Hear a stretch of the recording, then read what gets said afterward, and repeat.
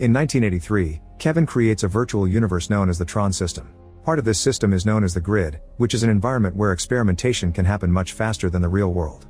Kevin even manages to break his body down into digital information and transports it right into the grid. In 1989, Kevin mysteriously disappears after the death of his wife and leaves his fortune to his son Sam.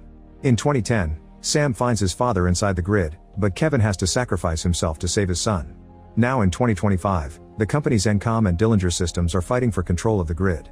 Encom is currently run by sisters Eve and Tess because Sam resigned for personal reasons.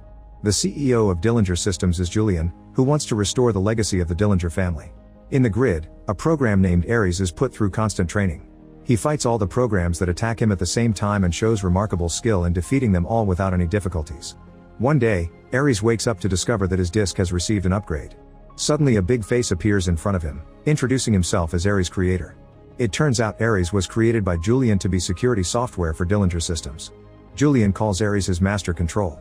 That night Julian makes a special presentation for a group of investors. After everyone puts on safety glasses, an enormous device activates multiple lasers that build a tank in the middle of the room. This tank is fully armed and ready for war. Julian explains that it was designed in the grid and brought to life by the lasers, so this technology could arm a whole team in a few minutes.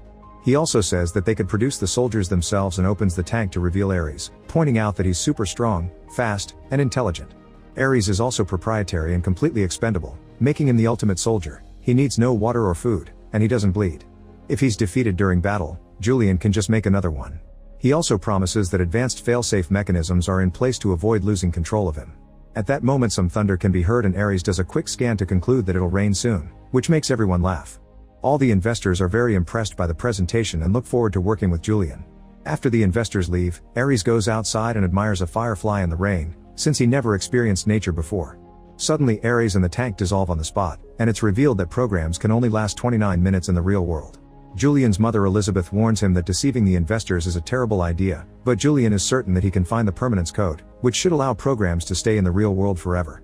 Elizabeth reminds him that if he doesn't get a win in 6 months, the board will fire him. In Alaska, Eve arrives at a private station that was set up by Kevin and was later used by her sister Tess, who has died of cancer.